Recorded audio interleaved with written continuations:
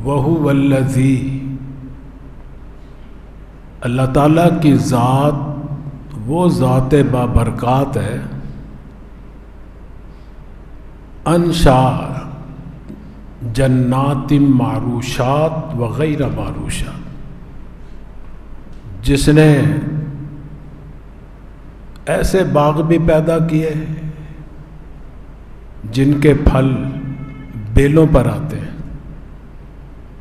और ऐसे बागात भी उसी ज़ात ने पैदा किए जिनके फल मेवाजात जो है दरख्तों पे आते हैं, बग़ैर बेलों के भी आते हैं फल।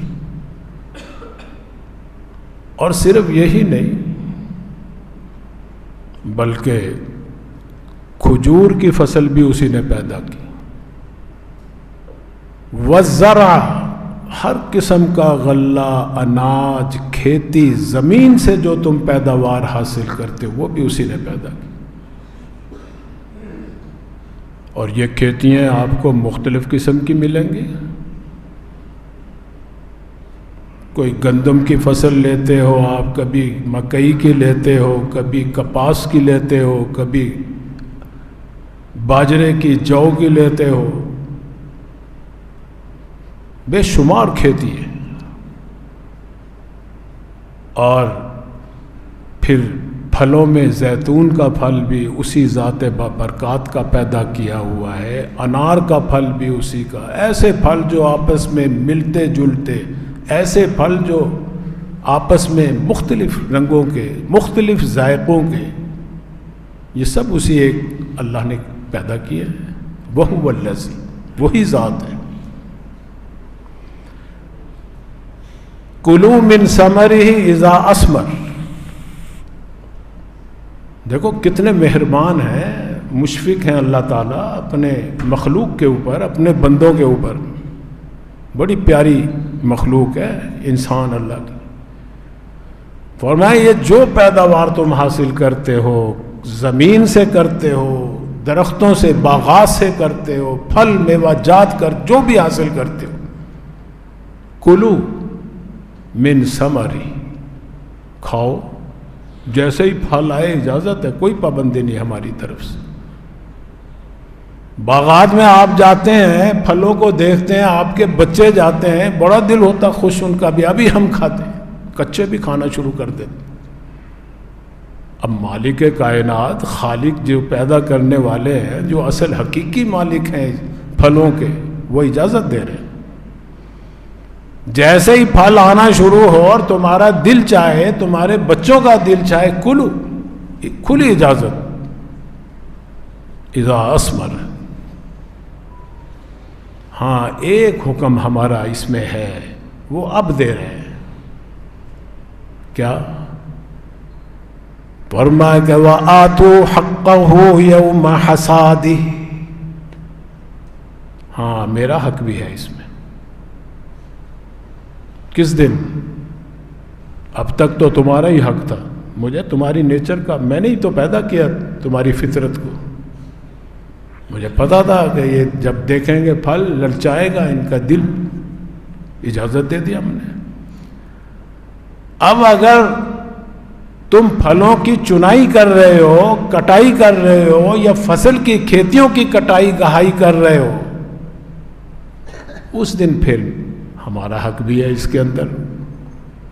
देखो आखिर में अल्लाह ताला अपना हक रख रहा है। फरमाया कि व आतू हक़्क़हू यौम हसादी, उस दिन मेरा हक भी अदा करो जिस दिन तुम इसकी पूरी पैदावार हासिल कर लो, खेत से, बागात से, फल मेवाजात की शक्ल में, अनाज गल्ले की शक्ल में। उस दिन देख लो कितनी पैदावार कुल हासिल हुई, उसमें मेरा भी कुछ हक है। वो कितना हक है वो अल्लाह ने अपने नबी पे छोड़ दिया। बताओ इनको।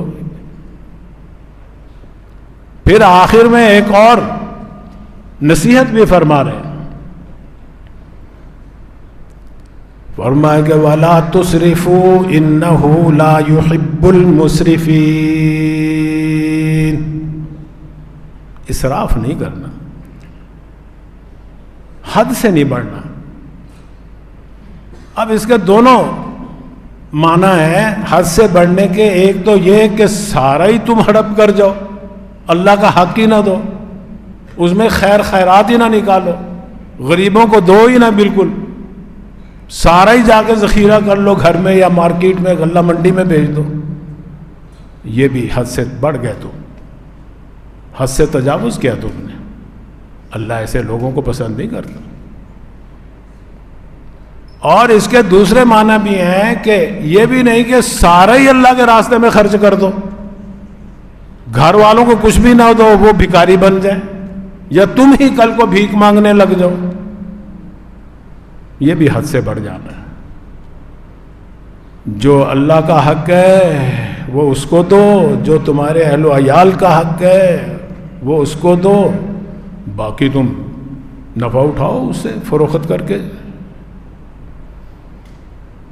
ये कुरान करीम की सूरह अनाम की एक आयत है। इस मुनासबत से मैंने आज तिलावत की है आपकी खिदमत में कि इसमें अल्लाह ताला एक हुक्म दे रहे हैं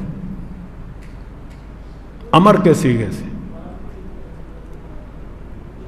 अमर का माना हुक्म, और जब अल्लाह ताला हुक्म दें अमर के सीगे से, वो फर्ज होता है,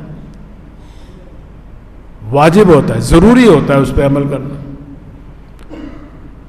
अब इस आयत में अल्लाह क्या हुक्म दे रहे हैं, उस हुक्म का जानना, उस हुक्म के उलूम का सीखना और फिर उस पे अमल करना हर उस मुसलमान पे फर्ज है जो उसका मुखातब है, जिसको अल्लाह ताला मुतवज्जे कर रहे हैं इस आयत के अंदर। ये मुखातब कहते हैं जिससे बात की जाए। जैसे मैं आप मेरे मुखातब हैं, मैं आपसे बात कर रहा हूं।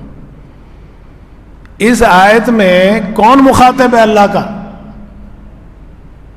जो मुखातब है उसको इल्म हासिल करना, उस हुक्म के बारे में फिर उस पर अमल करना फर्ज। इसका फायदा यह हुआ मुखातब कहने से कि मैं निकल गया उसमें से।